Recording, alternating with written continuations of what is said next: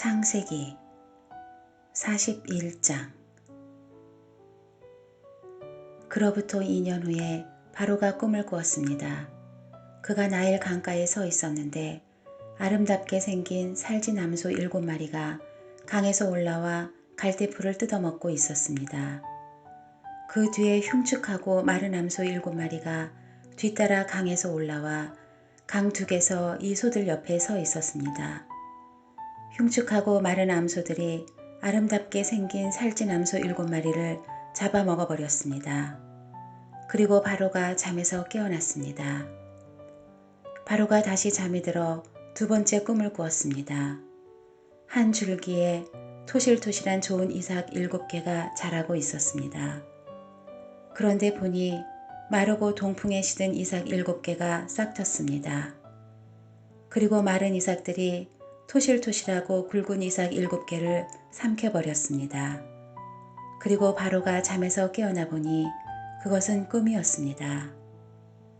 아침에 바로는 마음이 편치 않았습니다. 그가 사람을 보내 이집트의 모든 마술사들과 지혜자들을 불러들였습니다. 바로가 그들에게 자기가 꾼 꿈을 말해주었는데 그 꿈을 풀이할 수 있는 사람이 아무도 없었습니다. 그때 술 맡은 관원장이 바로에게 말했습니다. 오늘에야 제가 그동안 잊고 있었던 제 잘못이 생각났습니다. 언젠가 바로께서 종들에게 화가 나셔서 저와 빵 굽는 관원장을 경호대장의 집에 가두신 적이 있으십니다. 그때 저희가 같은 날 밤에 꿈을 꾸었는데 서로 다른 의미가 있는 꿈이었습니다. 그때 거기에 젊은 히브리 청년 하나가 저희와 함께 있었습니다. 그는 경호대장의 종이었습니다. 저희가 그에게 저희의 꿈을 이야기해 주었더니 그가 저희에게 꿈을 해석해 주었는데 각자의 꿈에 따라서 그 의미를 풀이해 주었습니다. 그리고 그가 저희들에게 해석해 준 대로 일이 이루어졌습니다. 저는 제자리로 돌아오게 됐고 빵 굽는 관원장의 목이 매달렸습니다. 바로가 사람을 보내 요셉을 불러들였습니다. 그들은 즉시 요셉을 감옥에서 데리고 나왔습니다. 그는 수염을 깎고 옷을 갈아입은 다음 바로 앞에 나갔습니다. 바로가 요셉에게 말했습니다. 내가 꿈을 꾸었는데 아무도 그것을 풀지 못했다. 내가 너에 대해 하는 말을 들어보니 너는 꿈 이야기를 들으면 풀 수 있다고 하더구나. 요셉이 바로에게 대답했습니다. 제가 아니라 하나님께서 바로께 평안한 대답을 주실 것입니다. 바로가 요셉에게 말했습니다. 꿈속에서 보니 내가 나일 강둑에 서 있었다. 그런데 살지고 모양새가 좋은 암소 7마리가 강에서 올라와 갈대풀을 뜯어먹고 있었다. 그 뒤를 이어 약하고 보기에 아주 흉하며 야윈 다른 소 7마리가 올라왔다. 나는 이집트 온 땅에서 그렇게 형편없는 소들을 본 적이 없다. 그런데 그 형편없고 마른 소들이 처음에 살찐 소 7마리를 잡아먹는 것이다. 그것들은 먹고 나서도 굶은 것처럼 여전히 그 생김새가 형편없었다. 그리고 내가 잠에서 깨었다. 다시 내가 꿈에서 보니 굵고 좋은 알곡이 달린 7개의 이삭이 한 줄기에서 자라나고 있었다. 그 뒤를 이어 마르고 동풍에 시든 7개의 이삭이 싹텄다. 그러고 나서 그 마른 이삭들이 좋은 이삭 7을 삼켜버렸다. 내가 이것을 마술사들에게 말해주었지만 내게 그 꿈을 설명해주는 사람이 없었다. 요셉이 바로에게 말했습니다. 바로의 꿈은 다 같은 것입니다. 하나님께서 이제 하시고자 하는 일을 바로께 보여주신 것입니다. 7마리 좋은 소는 7년을 말하며 7개의 좋은 이삭도 7년을 말합니다. 이 꿈은 같은 것입니다. 나중에 나온 7마리의 마르고 형편없는 소들 역시 7년을 말하고 동풍에 마른 속이 빈 이삭 7도 흉년이 7년 동안 있을 것을 말합니다. 제가 바로께 말씀드린 것과 같이 이것은 하나님께서 이제 하시고자 하는 일을 바로에게 보여주신 것입니다. 두고 보십시오. 이집트 온 땅에 7년 동안 큰 풍년이 있게 될 것입니다. 그 후에 7년의 흉년이 뒤따를 것입니다. 그러면 이집트의 모든 풍요로움이 잊혀지고 기근이 땅을 뒤덮을 것입니다. 뒤에 따라올 기근이 너무 심해 이 땅에 풍요로움이 있었는지 기억조차 못하게 될 것입니다. 이 꿈이 바로게 2번이나 반복해 보인 것은 이 일을 하나님께서 결정하셨고 하나님께서 이 일을 서둘러 행하실 것이기 때문입니다.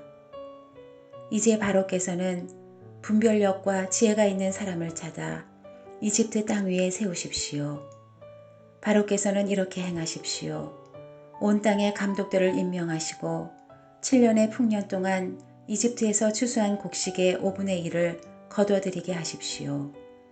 이제 다가올 풍년 동안에 이 식량들을 모아들이시고 왕의 권한 아래 이 곡식들을 각 성읍들에 쌓아놓고 지키게 하십시오. 이 양식들은 이집트 땅에 일어날 7년 동안의 흉년에 대비한 식량이 될 것입니다.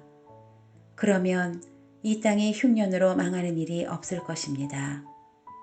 이 제안이 바로와 그의 모든 신하들에게 좋게 여겨졌습니다. 바로가 자기 신하들에게 말했습니다. 우리가 이 사람처럼 하나님의 영이 있는 사람을 찾을 수가 있겠느냐? 바로가 요셉에게 말했습니다. 하나님께서 내게 이 모든 것을 알려주셨으니 너만큼 분별력과 지혜가 있는 사람이 없을 것이다. 너는 내 집을 다스리도록 하여라. 내 모든 백성이 내 명령에 순종할 것이다. 내가 너보다 높은 것은 이 왕의 자리뿐이다. 바로가 요셉에게 말했습니다. 보아라, 내가 지금 너를 이집트 온 땅 위에 세우노라.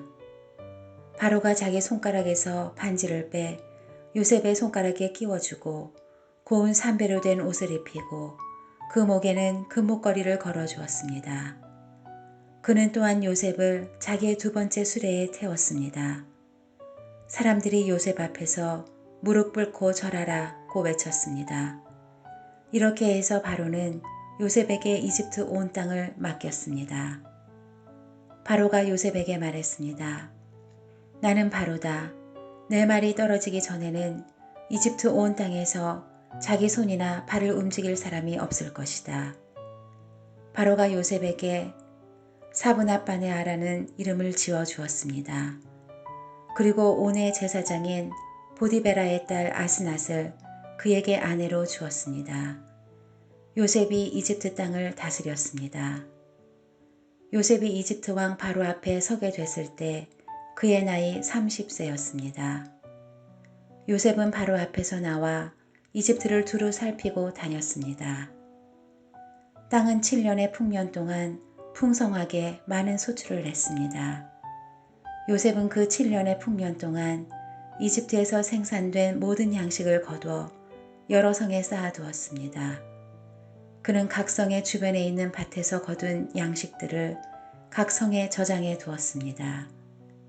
요셉은 바다의 모래처럼 어마어마하게 많은 양의 곡식을 모아두었습니다. 그 양이 너무 많아서 그는 다 기록할 수가 없었습니다. 흉년이 들기 전에 온의 제사장 보디베라의 딸 아스낫이 요셉에게 2 아들을 낳아주었습니다. 요셉은 하나님께서 나로 하여금 내 모든 수고와 내 아버지 집의 모든 일을 다 잊게 하셨다 라고 하며 맏아들의 이름을 므낫세라고 지었습니다. 그리고 그는 하나님께서 나로 하여금 내 고난의 땅에서 번영하게 하셨다 라고 하며 작은 아들의 이름을 에브라임이라고 지었습니다. 이집트 땅의 7년의 풍년이 끝났습니다. 그리고 요셉이 말한 대로 7년의 흉년이 시작되었습니다. 다른 모든 나라에도 흉년이 들었지만 이집트 온 땅에는 식량이 있었습니다. 온 이집트 땅도 굶주리게 되자 백성들이 식량을 구하며 바로에게 부르짖었습니다. 그때 바로가 모든 이집트 백성들에게 요셉에게 가서 그가 하라는 대로 하라고 말했습니다. 흉년이 온 땅에 닥치자 요셉은 창고를 열어 이집트 백성들에게 곡식을 팔았습니다. 이집트 땅에 기근이 아주 심했습니다. 온 땅에 기근이 심했기 때문에 온 세상 사람들이 곡식을 사러 이집트에 있는 요셉에게로 왔습니다.